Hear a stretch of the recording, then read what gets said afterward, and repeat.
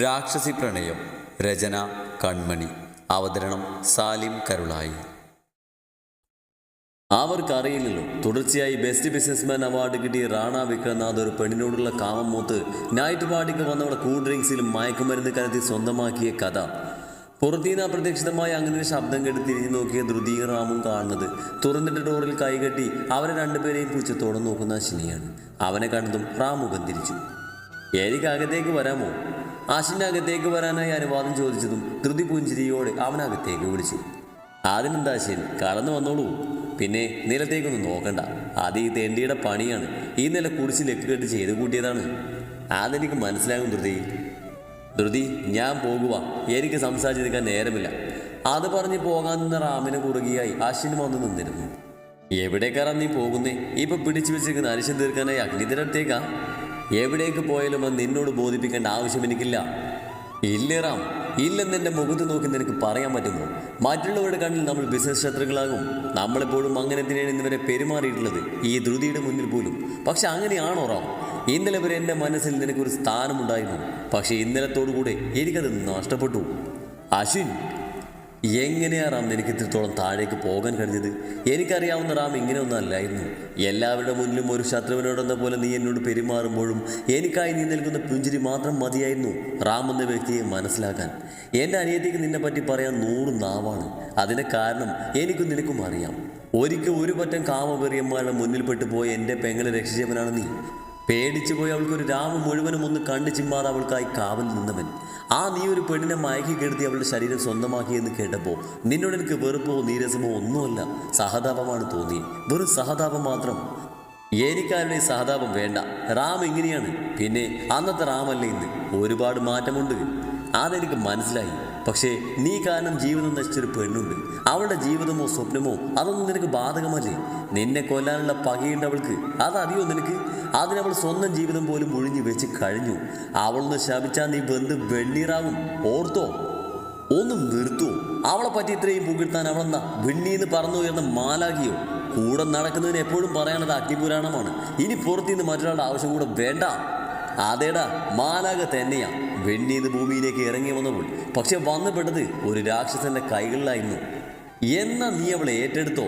ഇന്നലെ വലിയ രീതിയിൽ വിളിച്ച് പറയുന്നുണ്ടായിരുന്നല്ലോ അവൾ എൻ്റെയാണെന്നൊക്കെ. അതേടാ, അതിനിപ്പോഴൊരു മാറ്റമല്ല. അതിന് ഞാൻ തയ്യാറുമാണ്. കാരണം നിന്റെ കഴുകൻ കണ്ണുകൾ അവളിൽ പതിഞ്ഞു തൊഴിച്ച അവൾ പത്തരമാറ്റ് തങ്കം തന്നെയാ. പക്ഷെ നിന്നോടുള്ള പകയാണ് അവളിൽ. അതുകൊണ്ട് ഈ ജന്മത്തിൽ എനിക്ക് അവളെ കിട്ടില്ല. അത് പറഞ്ഞ് അവൻ അവിടെയുള്ള ചേരിലിരുന്നു. അവൻ പറഞ്ഞതും രാം അവനെ രൂക്ഷമായി നോക്കി. ആശി, നീ ഒന്ന് കടന്നു പോകുന്നുണ്ടോ? ഒരു കാര്യം ഞാൻ പറഞ്ഞേക്കാം. ഇപ്പൊ പറഞ്ഞത് പറഞ്ഞു. ഇനി ഇതും പറഞ്ഞ് എന്നെ കൺമുന്നിൽ വന്നാലുണ്ടല്ലോ, ഇത്രയും നാൾ എങ്ങനെയായിരുന്നോ നമ്മൾ, അങ്ങനെ തന്നെ മതി. ഇനിയും എന്നെ ഉപദേശിക്കാനും നന്നാക്കാനും നീ വരണ്ട. പിന്നെ അഗ്നിത, അവൾ ഒതുക്കാൻ എനിക്കറിയാം. ഒതുക്കുന്നതൊക്കെ കൊള്ളാം. അവളുടെ ദേഹത്ത് നിന്റെ കൈ പതിയുകയോ അവളെ ഉപദ്രവിക്കുകയോ ചെയ്താ നീ വിവരറിയും. നീ എന്തോ ചെയ്യുമെന്നെ? ആടിച്ച ആണപ്പല് കൊഴുകും ഞാൻ. പറഞ്ഞില്ലെന്ന് വേണ്ട. എന്നിട്ട് നന്നായില്ലേ കയ്യും കാലും തല്ലിയൊടിച്ചൊരു മൂലക്കിരുത്തും. എന്നിട്ട് ഞാൻ നിന്നെ നോക്കും. ഒന്നുകൂടെ ഞാൻ പറഞ്ഞേക്കാം, ഇനി നീ ഏതെങ്കിലും പെണ്ണിൻ്റെ കൂടെ കിടപ്പറ പങ്കിടാൻ പോയെന്ന് ഞാൻ അറിഞ്ഞാ ഇപ്പൊ പറഞ്ഞത് ഓർത്തോ?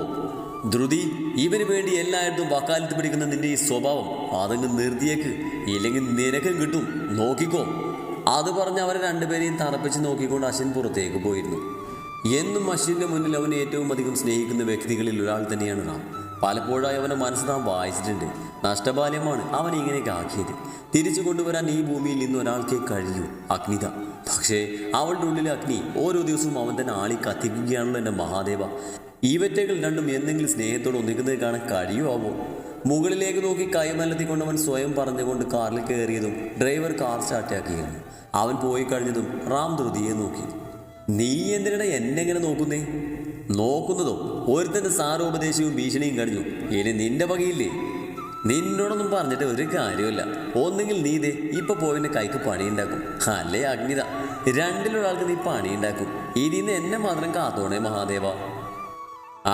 അവളുടെ കാര്യം പറഞ്ഞപ്പോഴാ നീ ഓഫീസിലേക്ക് പോകുന്നില്ലേ? ഞാനങ്ങ് എത്തിയേക്കാം. എനിക്ക് അവളെ ഒന്ന് കാണാനുണ്ട്. പിന്നെ ഇവിടെ മൊത്തം ക്ലീൻ ചെയ്യാൻ സെർവൻറ്റിനോട് വിളിച്ച് പറഞ്ഞേക്ക്. അതേപോലെ ഓഫീസിൽ ഞാൻ വരുമ്പോഴേക്കും എൻ്റെ ടേബിളിൽ ഒരു ഫോൺ ഉണ്ടായിരിക്കണം. പിന്നെ നെറ്റിൽ വീഡിയോ അപ്ലോഡ് ചെയ്തവനെ പോക്കണം. ആ വീഡിയോ സ്റ്റോപ്പ് ചെയ്യുകയും വേണം ഇമ്മീഡിയറ്റ്ലി. അതും പറഞ്ഞ് ധൃതിക്കിന് പറയാനുള്ളത് കേൾക്കുക പോലും ചെയ്യാതെ അവിടെ നിന്ന് ഇറങ്ങിപ്പോയിരുന്നു. അവിടെ നിന്ന് ഇറങ്ങി അവൻ്റെ കാർ ചെന്ന് നിന്നത് ഇന്ദ്രനിലയത്തിലേക്കായിരുന്നു. കാറിൽ നിന്ന് ചാടി ഇറങ്ങിയവൻ നേരെ പോയത് അഗ്നിതിയുടെ മുറി ലക്ഷ്യമാക്കിയായിരുന്നു. അടുത്തങ്ങ് കുറിക്കുവാനായി. ഇന്നലെ പാർട്ടി ഹാളിൽ നിന്നും അത് അഗ്നിത മുറിയിൽ കയറി വാതിലടച്ചതായിരുന്നു. കമലമ്മക്ക് അവളെ വിളിക്കണമെന്നുണ്ടായിരുന്നുവെങ്കിലും അവളുടെ പ്രതികരണം അറിയാവുന്നത് കൊണ്ട് അതിന് മുതിർന്നില്ല. റാമിനെ അപമാനിക്കണം എന്നൊരൊറ്റ ലക്ഷ്യത്തിൽ പോയതായിരുന്നുവെങ്കിലും അശ്വിനിൽ നിന്നും അങ്ങനെയൊന്നും അവൾ കരുതിയിരുന്നില്ല. അവനെ ഓർത്തപ്പോൾ അവളുടെ കണ്ണിലൊരു നീർത്തുള്ളി സ്ഥാനം പിടിച്ചു. താൻ കാരണം അവനെപ്പോലൊരു വലിയ മനുഷ്യൻ അപമാനിക്കപ്പെടാൻ ഇടയായില്ലെന്ന് ഓർത്തായിരുന്നത്. രാത്രിയിൽ വൈകി എത്തിയവൾ എപ്പോഴേക്കും മയങ്ങിപ്പോയിരുന്നു. ആ മയക്കത്തിലും അവളുടെ അതിരങ്ങളിൽ ഒരിളം പുഞ്ചിരി മുട്ടിട്ടിരുന്നു. അത് റാം എന്ന വേട്ടമൃഗത്തിൻ്റെ തല താൻ കാരണം താണുപോയെന്ന ആശ്വാസത്തിലായിരുന്നു. അവൻ്റെ ഓരോ പതനവും അവൾക്ക് അത്രമേൽ സന്തോഷം നൽകിയിരുന്നു. റാമിൻ്റെ അലർച്ച കേട്ടായിരുന്നു അവൾ പിറ്റേന്ന് ഉറക്കമുണർന്നത്. ഇന്നലെ വൈകി കിടന്നത് കാരണം ഉണരാനും വൈകിയിരുന്നു. പതിയെ കണ്ണ് ചെമ്മി തുറന്നവളുടെ കാതിലായി റാമിൻ്റെ അലർച്ച കേട്ടു. വാതിൽ തുറക്കാനായി ശക്തിയായി തന്നെ അതിൽ തട്ടുന്നുണ്ട്. അതെന്തിനാണെന്ന് അവൾക്ക് നന്നായി അറിയാമായിരുന്നു. ഇന്നലെ അവിടെ നിന്ന് പോന്നവൻ എത്തുന്നത് ഇന്ന് രാവിലെയായിരുന്നു. അതുകൊണ്ട് തന്നെ അവളുടെ മുഖത്ത് പുച്ഛമാണ് ഉണ്ടായിരുന്നത്. ഡേയ്, വാതിൽ തുറക്കാൻ! നിന്നോടാ പറഞ്ഞ് വാതിൽ തുറക്കാൻ. നീ ആയി തുറക്കുന്നോ അതോ ഞാൻ ചാവട്ടി പൊളിക്കുന്നോ? ഡേയ് അഗ്നിത, എന്റെ ക്ഷമയെ നീ പരീക്ഷിക്കരുത്. ഡി പൊന്ന നായിൻ്റെ മോളെ, വാതിൽ തുറക്കടി. പറയുന്നതിനനുസരിച്ച് അവൻ അവളുടെ വാതിലിനെ ശക്തിയായി ഇടിക്കാനും ചവിട്ടി പൊളിക്കാനും തുടങ്ങിയിരുന്നു. അവൻ്റെ ശല്യം സഹിക്കാൻ വയ്യാതെ ആയതും അവൾ എഴുന്നേറ്റ് പോയി വാതിൽ തുറന്നു. തനിക്ക് എന്താ വേണ്ടേ? അവൾ പല്ല് കടിച്ചുകൊണ്ട് അവനോട് കയറ്റി ചോദിച്ചതും. ഡേയ്, നിനക്കറിയില്ലല്ലേ, ഇന്നലെ അത്രയും പേരുടെ മുന്നിൽ വെച്ച് എന്നെ അപമാനിച്ചതും പോരാ, നീ നിന്റെ ഫോൺ എടുത്ത് നോക്ക്. ഇന്നത്തെ ഫ്ലാഷ് ന്യൂസ് തന്നെ നമ്മുടെ വിവാഹം കഴിഞ്ഞു എന്നതാണ്. വാവ്, ഗ്രേറ്റ്! ഇന്നലത്തെ പെർഫോമൻസിന് ഇത്രയും റേറ്റിംഗോ? ബെലബേഷ്! ഡേയ്, ഞാൻ പറഞ്ഞതല്ലേ റാം, നിന്റെ പതനം അത് ഞാൻ മൂലമാകൂന്ന്. നീ എൻ്റെ കഴുത്തിൽ കെട്ടിയ താലിയാൽ തന്നെ ഞാനതിന് കണക്ക് ചോദിക്കും. കാരണം അത്രത്തോളം ഞാൻ അപമാനപ്പെട്ടിട്ടുണ്ട്. എൻ്റെ അനുവാദമില്ലാതെ സ്വന്തമാക്കിയ എൻ്റെ ശരീരത്തിന് വില പറഞ്ഞവനാ നീ. ക്ഷമിക്കില്ല ഞാൻ. ഇന്നലെ പറഞ്ഞതുപോലെ ഇതെല്ലാം ഒരു തുടക്കം മാത്രം. ഓ, അത്രയ്ക്ക് അങ്ങോട്ട് അഹങ്കരിക്കാതെ. ഞാൻ കെട്ടിയ താലിയിൽ നീ എനിക്ക് തന്നെ പണിയൊന്നു. കൊള്ളല്ലോ. നീ എന്ത് കരുതി? ഇതൊക്കെ കണ്ട് ഞാൻ കയ്യും കെട്ടി നോക്കി നിൽക്കുന്നു. ഇതെൻ്റെ വീടാ, എൻ്റെ ചെലവിലാണ് നീ കഴിയുന്നത്. അത് ഓർമ്മയുണ്ടോ നിനക്ക്? അങ്ങനെ എൻ്റെ ചെലവിൽ കഴിഞ്ഞ് എൻ്റെ ചെലവിൽ തന്നെ എനിക്കിട്ട് തന്നെ പണിയാന്ന് നീ കരുതണ്ട. ഇന്ന് ഈ നിമിഷം ഇവിടുന്ന് ഇറങ്ങണം. നിനക്ക് എന്ത് പ്രതികാരം വേണമെങ്കിലും നടത്താം. അതൊക്കെ ഈ വീടിന് പുറത്ത് മാത്രം. ഇവിടെ ഇരുന്നു കൊണ്ട് എനിക്ക് നേരെ പണിയാന്ന് നീ കരുതണ്ട. നിന്നോട് പറഞ്ഞത് കേട്ടില്ലേ? ഇറങ്ങി പോടി. ഞാൻ എവിടേക്കും പോകില്ല മിസ്റ്റർ റാം. അത് മനക്കോട്ട് കെട്ടി ഇവിടെ നിൽക്കണ്ട. വേഗം ഓഫീസിലേക്ക് പോകാൻ നോക്ക്. അവിടെ കുറേ എണ്ണം കാത്തിരിക്കുന്നുണ്ടാവും. കാത്തിരിക്കുന്നവരെല്ലാം അവിടെ ഇരുന്നോട്ടെ. പക്ഷെ എൻ്റെ തീരുമാനത്തിൽ ഒരു മാറ്റമില്ല. ഇപ്പം നീ ഇവിടുന്ന് ഇറങ്ങണം. ഇറക്കാൻ പറ്റുമോന്ന് ഞാനൊന്ന് നോക്കട്ടെ. അത്രയും പറഞ്ഞുകൊണ്ട് അവളെയും വലിച്ചുകൊണ്ട് അവൻ ഗേറ്റിന് പുറത്തേക്ക് അവളെ പിടിച്ച് തള്ളി. ഇനി നിന്റെ പ്രതികാരമെല്ലാം ഇന്ദ്രനിലയത്തിന് പുറത്ത്. എൻ്റെ വീട്ടിൽ എൻ്റെ ഒപ്പം ചോറ് നിന്ന് എനിക്കിട്ട് പണിയാന്ന് നീ കരുതരുത്. എവിടേക്കാണെന്ന് വെച്ചാൽ നിനക്ക് പോകാം. എന്ത് പക വേണമെങ്കിലും നിനക്ക് വീട്ടാം.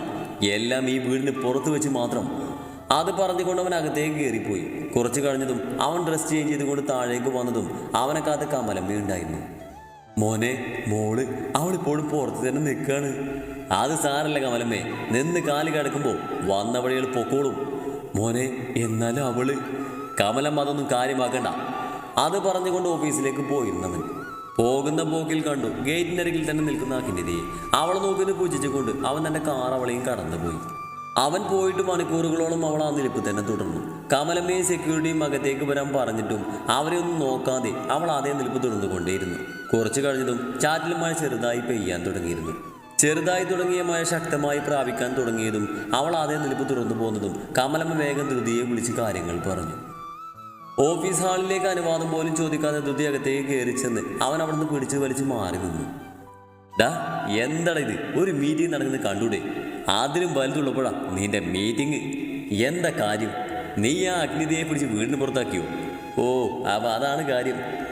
ഡാ, നീ കളിക്കല്ലേ. കളി കാര്യായി. നീ പിടിച്ച് പുറത്താക്കിയവൾ ഇപ്പോഴും അതേ നിൽപ്പ് തന്നെയാ. അതും ആ മഴയത്ത് കുറെ നേരായി. മാത്രമല്ല, അവൾ ഇങ്ങനെ നിൽക്കുന്നത് കണ്ട് കുറച്ച് പേരൊക്കെ അത് അന്വേഷിച്ച് വന്നു. വെറുതെ നീ അടുത്ത ഇഷ്യൂ ഉണ്ടാക്കാൻ നിൽക്കരുത്. അല്ലെങ്കിൽ ഇന്നലത്തെ സംഭവങ്ങൾ ഒത്തിരി പേര് കണ്ടിട്ടുണ്ട്. നിനക്ക് തന്നെ അറിയാലോ എത്ര ഫോൺ കോളുകളാണ് ഈ നേരം കൊണ്ട് വന്നതെന്ന്. അതിൻ്റെ കൂടെ ഇതും കൂടി ആയുള്ള അവസ്ഥ ഞാൻ പറഞ്ഞു തരേണ്ടല്ലോ. എന്താന്ന് വെച്ചാൽ നീ തന്നെ ചെയ്യേ. അവളിപ്പോഴും ആ മഴയത്താണെന്നാണ് പറഞ്ഞത്. അതും പറഞ്ഞ് ധൃതി പുറത്തേക്ക് പോയതും ഒരു നിമിഷം അവിടെ തന്നെ നിന്ന് റാം നടന്നുകൊണ്ടിരുന്ന മീറ്റിംഗ് അവഗണിച്ച് അവൻ അപ്പോൾ തന്നെ ഓഫീസിൽ നിന്ന് ഇറങ്ങിയിരുന്നു. കാർ ഇന്ദ്രനിലയത്തിലെത്തിയതും കണ്ടു കോരിച്ചൊരിയുന്ന മഴയെ അവഗണിച്ച് താൻ തള്ളിയിട്ട് പോകുന്നിടത്ത് തന്നെ നിൽക്കുന്നത്.